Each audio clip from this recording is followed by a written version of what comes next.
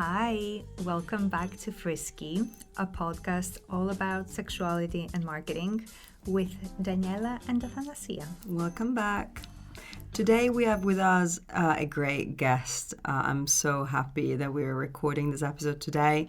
Welcome to Anuja Pradhan. Thank you for having me. I'm very excited to be here and talk to you. Yeah. So what is the topic of today, Athanasia? Tell us more.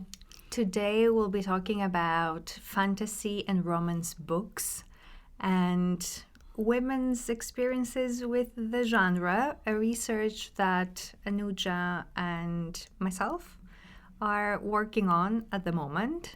So we're really excited to hear your thoughts about this and to talk about fantasy books, basically. I have a question. What is fantasy romance? Tell me more. It's a great question to start with. So I was trying to look up a definition, and there really isn't one as such, but the general agreed upon consensus is that it is a genre of books wherein there are elements of fantasy and elements of romance together. So that would make a fantasy romance book. It's also known popularly as romantasy. And sometimes people distinguish between the two, saying that a fantasy romance book is heavier on the fantasy and lighter on the romance, and a romantasy is heavier on the romance and lighter on the fantasy. But I think for our research and as well as online, you will see that people use these terms interchangeably. Brilliant. So what should I expect from a romantasy?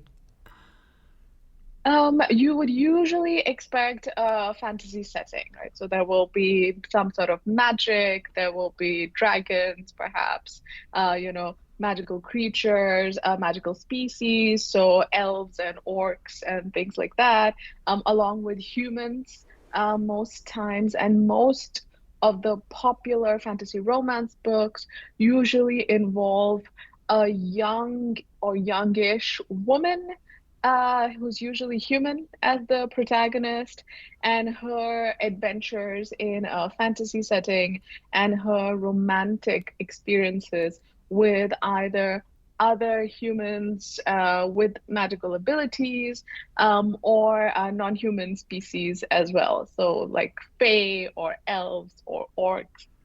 There's also paranormal romance, which is kind of adjacent but related. And then there's monster romance as well. These are categories that are, sister categories, I would say. So then we have the vampires, the werewolves, and other mythical creatures. It's a universe that it's really interesting to navigate. And I wanted to ask you, how did you start being interested in this topic? So I've always been a fantasy reader for the longest time, a very avid fantasy reader. And then a couple of years ago, I think 2, 3 years ago, a friend of mine introduced me to ACOTAR. So that's A Court of Thorns and Roses. It's one of the most popular fantasy romance series out there. And I was just really shocked that I hadn't heard of this before. And then as soon as I came across it, of course, I saw it everywhere because I searched for it on TikTok. And then, the algorithm delivered. And all of a sudden, I was in this genre, in this world. It was really fascinating to me. So I didn't grow up reading romance books. So I only read fantasy. So for me, it was a whole new experience to see so many romance plot lines within a fantasy setting. And I found that really interesting. My friend had the other experience. So she grew up reading romance. And then she was introduced to fantasy romance. So that was like an introduction to fantasy for her. So yeah, that was the beginning. And once I went down that rabbit hole, I stayed. I find it so fascinating because I'm not a fantasy reader, and so for me, all this is a new world. And I wonder, what is the readership? Who is reading these books? What are the communities? Because like you mentioned, TikTok and Book Talk. So who is supporting all this? That's a great question. Because there is this view or this perception that the key audience or the main audience for fantasy romance is young women or teenage girls, right? But if you actually look at it, the audience is a lot more varied than that. And there are a lot of older women reading these books as well, right? So by older, by the way, the listeners can't see, but I'm doing air quotes. By older, I mean women in their 30s and 40s and so on are reading these books. There are also men who are reading these books, but I think the readership is heavily skewed towards women for sure. Um, I was going to say also, who are the people that are writing these books? Because, for example, the Akotar series is written by a woman, same as other popular series such as the Fourth Wing series, that is again written by a woman. So, in your experience, is there any diversity in terms of the authors of these types of books? So many of these books are written by women. Primarily, there are women authors who are writing these books. The most popular books are by white women authors, right? And this is when maybe now we can talk a little bit about book talk or TikTok and its influence on this entire genre as such, right? So maybe if we step back a little bit and just think about fantasy romance or romantasy as a genre, it's a new genre, and that doesn't mean that these books haven't been around. It's just that there's been a concentrated marketing effort to create a genre out of this, right? So what happens is once there's a genre, you see more publications within that genre, more people start talking about it, becomes popular. And a lot of this started with TikTok. And there's a particular side of TikTok called Book Talk, which is essentially where people discuss books, and particularly fantasy romance books are popular within Book Talk. So there's a study by Bolling and Martins, 2024, and they talk about TikTok and how essentially the app really has changed the way that publishing functions these days, because now publishers are supposed to keep up with marketing strategies, and their main target for marketing seems to be Book Talk, because this is where things go viral, and then it reaches a broad appeal, right? So now TikTok, according to these authors, has brought the producers and the consumers much closer together in terms of interaction. So producers are now planning their marketing strategies around TikToks, sending select readers advanced copies, getting micro influencers, nano influencers to talk about their books. Not just that, authors themselves are particularly now expected to be online and present online and gain popularity on TikTok to promote their books themselves, right? So the traditional way that marketing was done for books has changed as a result of Book Talk. And then there's been the sudden rise of the genre, so much so that publishers are now planning books, not just marketing. They're planning books based on what's popular on TikTok. So it becomes this loop almost. So something goes viral, and then you just see more and more and more of that, right? So which is why you see that within fantasy romance, the most popular authors are still white women, and they are telling stories set in a fantasy world, of course, but there is something to be said that a lot of these stories are still heteronormative stories, even if they're interspecies stories. The relationships between the main couple or any other couples out there is quite heteronormative in that sense. Can you explain me why and how having sex with a dragon can be heteronormative? So I haven't read one where they have sex with a dragon, but I assume if it would happen, I'm sure it's out there, the dragon would be in human form, and then he, because usually the protagonist is a woman, so the dragon he would probably have scales or something like that. right? But in terms of the romance, it would still be very heteronormative, right? So it would still be sort of he has to be tall, he has to be brooding, he has to be handsome, but also emotionally available. And while I think now we have more stories of women taking care of themselves and being in charge, but they still want that heteronormative romance, as it were, but except this time with the scales, perhaps of the dragon or other enhancements, let's just say, that other species might bring. It's quite interesting to see how book talk is influencing that market and the creation and the writing of the books.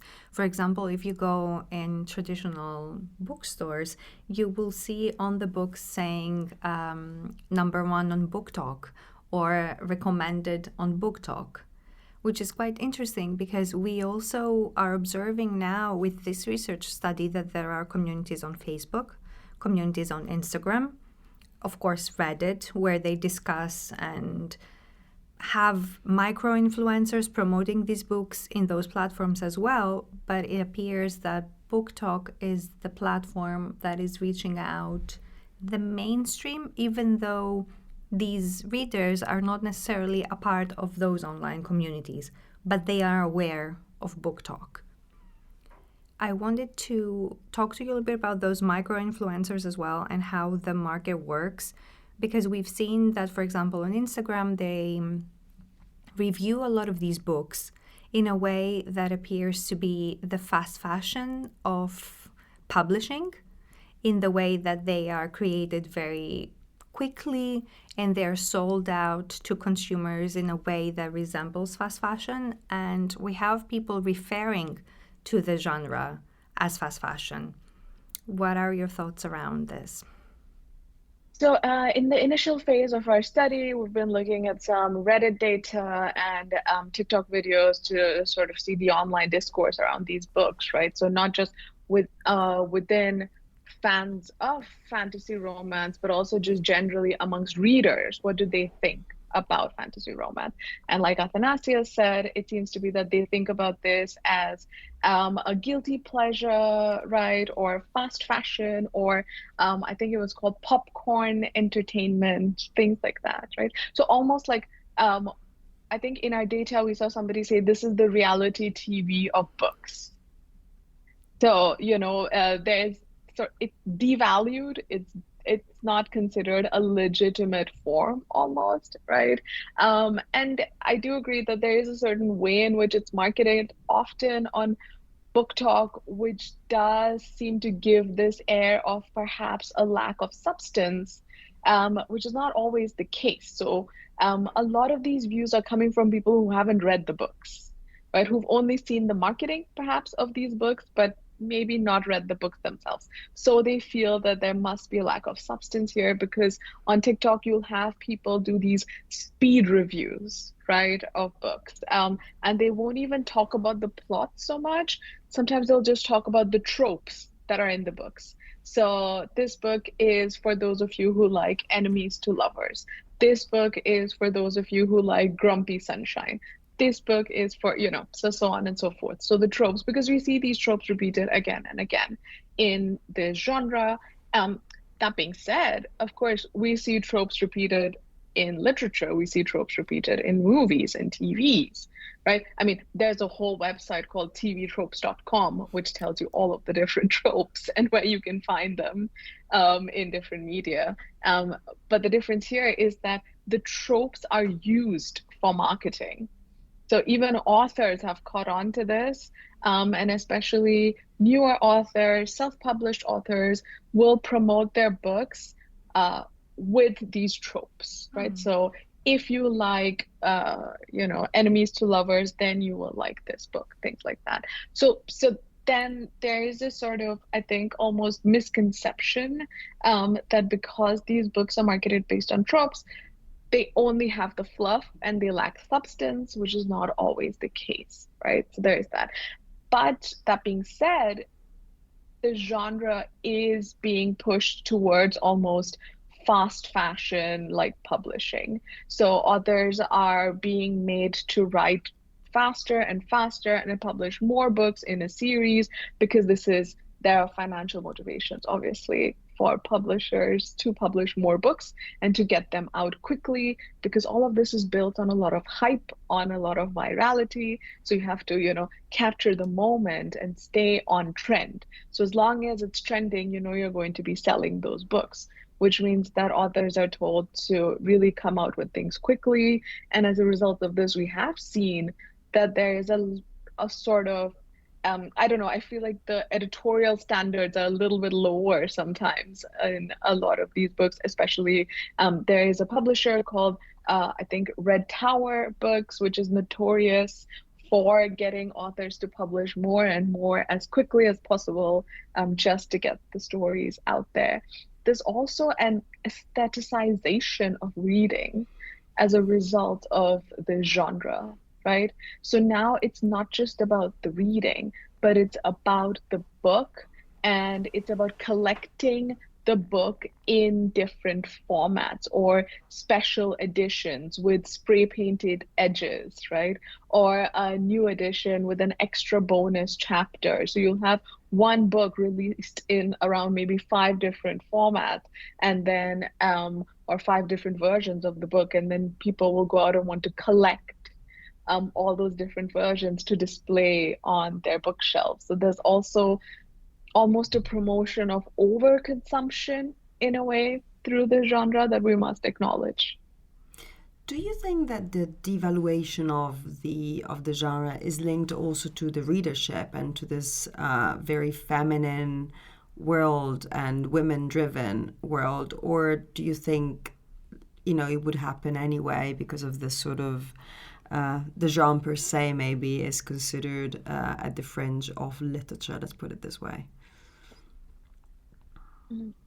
So I think it's a bit of both, but definitely in our research, what we're finding is that because a lot of these books come with a predominantly female gaze, they are devalued, right? So it's the first time, or it's not the first time, but now we're seeing a proliferation of the female gaze in a genre which has been traditionally quite masculine. If you think about fantasy as a genre, has been traditionally a masculine genre, right? And now you have all these women and they're writing from the female gaze. We have a lot of young female protagonists who are yearning. So I think Athanasia in our research came up with the term, the power to yearn, right? So these women have the power to yearn after their love interest, and the love story becomes one of the main plots, right, within this fantasy setting. And recently I was watching a video by Elliot Brooks. She's a YouTuber who talks about books. And she was talking about how it's really quite interesting that because one of the key relationships that is explored in these books is that of, romance and a romantic couple, they're devalued. They're seen as lacking substance, right? Whereas in traditional fantasy, if you think about it, relationships that are explored are usually, you have band of brothers, for example, or these found family, right? Because it'll be sort of about a group of friends, usually men, who go off on an adventure together, right? So I'm talking about Lord of the Rings, if you can imagine, right? Or then there's the mentor-mentee relationship that is valorized, right? So again, Gandalf and the elves, right? Or even if we think about Harry Potter, which controversial, but Dumbledore and Harry, right? So again, so these relationships, for some reason, it's okay for us to explore and delve into, but then when it comes to the romance, and especially when it comes to the women, we seem to feel that this is fluff. This is just light entertainment. It's also quite different when you read these stories from the perspective of the female gaze. And when the female protagonist is written by a woman, even in the cases where it's very heteronormative or very stereotypical, the way that they yearn or the way that they experience romantic relationships, But in a way, it's striking for the mainstream fantasy reader who has been used to reading these storylines from the male gaze point of view. You have, for example, storylines that are very sexual and romantic in The Lord of the Rings. And some of them, you don't necessarily see it from the perspective of the elf who is female and is yearning for, what was his name, Aragorn? You see it from the other point of view. So it's quite different when you read the ACOTAR series, for example, and you have the female protagonist who has the entire storyline around her, but she's also yearning for the elf in that case. I now need to ask, what is the power to yearn? It's being able to basically sexualize a male character from your point of view, instead of you being the one that is sexualized in the storyline. For example, in the Fourth Wing series, you have the female protagonist and she's talking about the muscles or how good looking the male characters are, two of them in the beginning, and she wants them both. Then she chooses one of them eventually at some point, but you have that process in the book where she looks at them and she's admiring them, so they become the object of desire. So interesting. I find in this discussion that I learned loads around, how basically fantasy romance speaks of the book industry and to some extent, right, also social media platform in it. But what do you think fantasy romance teaches us around sexuality and around sexual fantasies? I think it was Athanasia and one of her co-authors who published on, women and erotica, right? So there's a little bit of erotica in these books, I guess. Some books have explicit sex scenes, and others not so much, right? And this is also discussed on TikTok in terms of spice. So what is the level of spice in a book is a question that will get asked. And it's interesting how I think some of the more popular series do seem to have depictions of again, heterosexuality, right? The sex is usually between a man and a woman, and the man is usually some sort of fairy or some sort of an elf. So they have let's say they're very well endowed. And there are a lot of jokes about that as well, of course, of women talking about how this is extremely unrealistic. But there's a lot of that. That being said, I think that it's a large, genre, right? There are many books and there are many different types of sexualities that are explored. I think that what I found really empowering as, a long-time reader of fantasy is what Athanasia was saying, that for the first time, it's from the female perspective, right? So even when it comes to sex and sexuality, it's from the female perspective. So that's the point of view that you get to read it from. So it's a lot about her pleasure. Yes, about his pleasure as well. Or sometimes, of course, when it's a harem romance, it's about their pleasure, not just his or her. But just reading more about women and women taking their pleasure, right? I think is just what also we see on Book Talk is why women are finding these books so empowering, really. There's also a lot of talk about these books and how they explore queer sexuality, for example, and how, again, it's becoming more prevalent. So you will see in a lot of these series that there are queer characters. There's also talk about their sexualities, and bringing that more into the mainstream, which is also appreciated, I think, and something that we should really see more of. But again, so it's almost like this minority perspective, right? That we're seeing these acts, sexual acts from, or this yearning from, which is what really makes it fascinating, I would say. It's still challenging, though, because there's this whole conversation and discourse around legitimacy.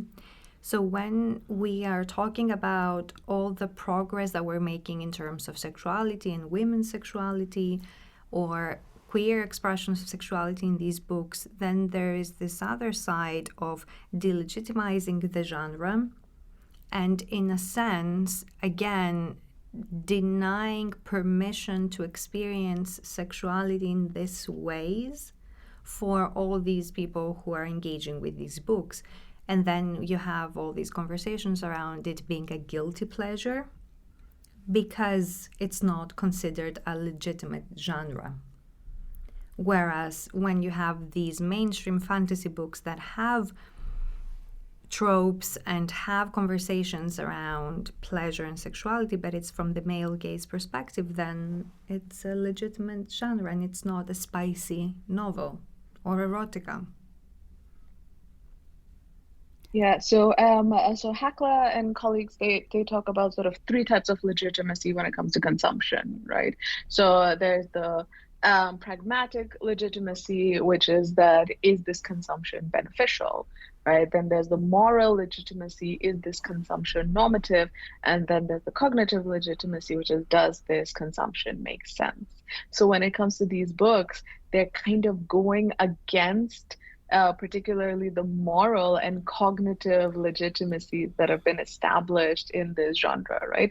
And the moral legitimacy, not only because there is some sort of depiction of sexual acts, but like Athanasia said, it's because the depiction of these sexual acts is a lot of times from the female perspective that these are considered illegitimate. Anuja, thank you so much for this discussion. This was amazing. I think you almost sold it to me. If I had to start from one book, where should I start from? Oh, that's a difficult question. I think that, well, ACOTAR is a very easy introduction, I think, to the genre. But I think one of my favorite series is the Emily Wilde series. So it's called Emily Wilde Encyclopedia of Fairies. Yes, and she's an academic, and she's an older academic, and she's studying fairies. And she falls in love with a fae, obviously, in this book. But it's all centered around her. And there's no spice in these books, but it's fantasy romance. I would recommend Emily Wilde as a good starting point. Brilliant. Thank you so much for joining us, and hopefully we can have you back later on to talk about the findings of this study. And yes, thank you all for listening, and we'll be back next week with another special guest. Thank you very much. Bye. Bye.